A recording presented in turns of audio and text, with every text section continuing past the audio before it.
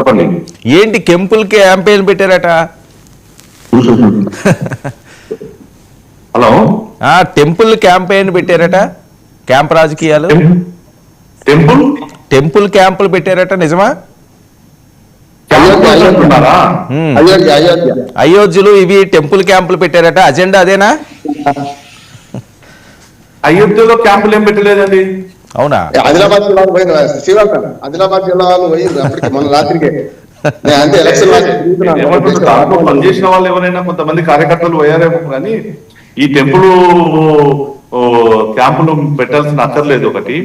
రెండు, ఈ రోజు బీజేపీకి సంబంధించినటువంటి అభ్యర్థులు అంటే మీరు గతంలో మొత్తం చరిత్రలో చూసుకున్నప్పుడు వెరీ ఫ్యూ పీపుల్ పక్కదారి జరిగిన సందర్భాలు ఉంటాయి కానీ 99% కరడు కట్టినటువంటి వ్యక్తులే దీంట్లో ఉండేటటువంటి పరిస్థితి ఉంటుంది.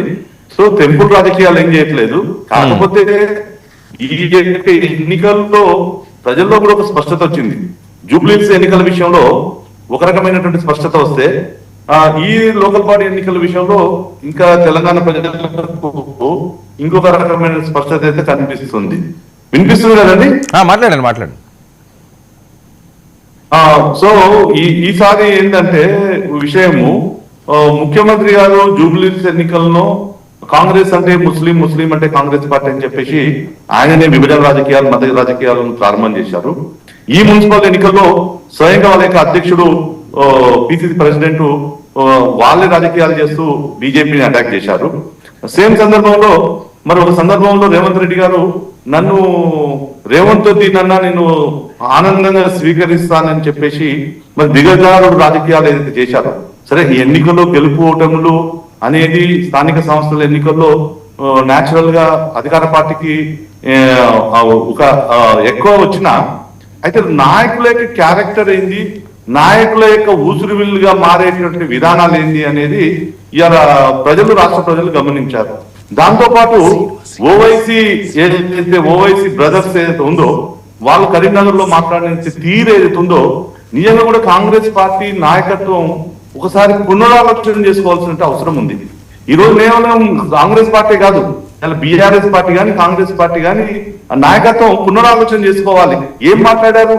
ఈ రాష్ట్రంలో ఏ సీఎం వచ్చినా ఎవరొచ్చినా మా కాళ్ళు మొక్కాల్సిందే, మా దగ్గర వంగాల్సిందే అని చెప్పేసి ఇప్పుడు మాట్లాడారు. అంటే ఎంత ఖండకావరంగా మాట్లాడుతున్నారు.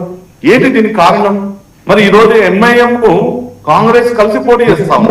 ఇలా షాద్నగర్ లో మేము చూసాం, ఎంఐఎం కాంగ్రెస్ కలిసి పోటీ చేసింది. సో ఈ రోజు మీరు ఏ బ్లాక్ మెయిల్ రాజకీయాలు చేస్తున్నారు, ఏ ఆత్మగౌరవం లేని రాజకీయాలు చేస్తా ఉన్నారు. ఈ యొక్క ఎన్నికల కోసం ఇంత దిగజారుడు రాజకీయాలు చేయాల్సిన అవసరం మరి రేవంత్ రెడ్డి గారికి ఉందా అని చెప్పేసి అలా తెలంగాణ సమాజం అనుకునే ఒక పరిస్థితి అయితే ఉంది. సో ఇలా ముఖ్యమంత్రి గారి యొక్క అభివృద్ధి ఎజెండా 6 గ్యారంటీలు 420 హామీల మీద కాకుండా పోలరైజేషన్ ఎన్నికల్లో కావాలని చెప్పేసి కాంగ్రెస్ పార్టీ ఒక వ్యూహంతో ఒకవైపు పొత్తు పెట్టుకున్నారు, ఒకవైపు మళ్ళీ వాళ్ళు మాట్లాడిన తీరు ఏదైతుందో నిజంగా ఒకసారి తెలంగాణ సమాజం ఆలోచించాల్సిన పరిస్థితి ఉంది. ఆయన మళ్ళీ మాట్లాడారు, శ్రీధర్ బాబు కౌంటర్ వేశారు, ఏది మేము మా స్వతహాగానే గెలిచాము అని చెప్పేసి. వాస్తవంగా ఎంఐఎం స్టార్టింగ్ లో జూబ్లీహిల్స్ లో ఎన్నికల్లో రాలేదు, ఓడిపోతున్నాం అనే సందర్భంలో ఎంఐఎం ఎమ్మెల్యేని ఒకవైపు ఇటువైపు పెట్టుకొని, అజారుద్దీన్ ఒకవైపు పెట్టుకొని మరి మాట్లాడిన తీరు ఏదైతుందో ప్రజలు మరొక ముందు మళ్ళీ నేను రేవంత్ రెడ్డి కాదు రేవంత్ రెడ్డిని అన్న నేను మరి ఆనందంగా స్వీకరిస్తానంటే ఏంటి? మరి ఎంతమంది ఈ దేశ సంస్కృతి కోసం కొట్లాడినటువంటి ఛత్రపతి శివాజీలు ఎక్కడ పోయారు? గురు గోవింద్ సింగ్ మరి ఎక్కడ పోయారు?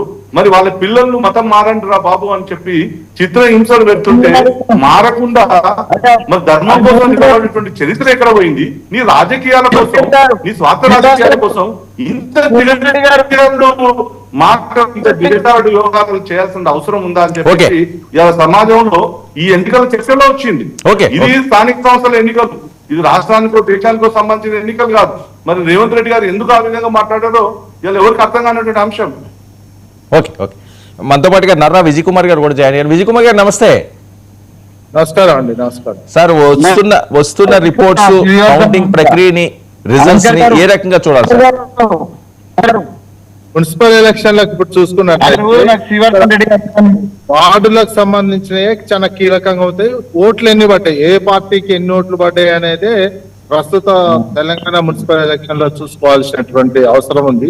ఎందుకంటే ఇప్పుడు గెలిచిన అభ్యర్థులు కూడా ఎమ్మెల్యేలని ఆదర్శంగా తీసుకొని కొంచెం పార్టీలు మారే అవకాశాలు కూడా ఉన్నాయి. అధికార పార్టీయే క్యాంపులు పెడుతున్నటువంటి సిచ్యువేషన్ కూడా నిన్నటి నుంచి కనిపిస్తుంది. ఇటువంటి నేపథ్యంలో అధికార పార్టీ క్యాంపులు, విపక్షాలకు సంబంధించినటువంటి క్యాంపులు, అందుకనే ఈ విశ్లేషణ చేసుకోవాలంటే మున్సిపాలిటీలకు సంబంధించిన విశ్లేషణ ఓట్లకు సంబంధించినవే చాలా కీలకం.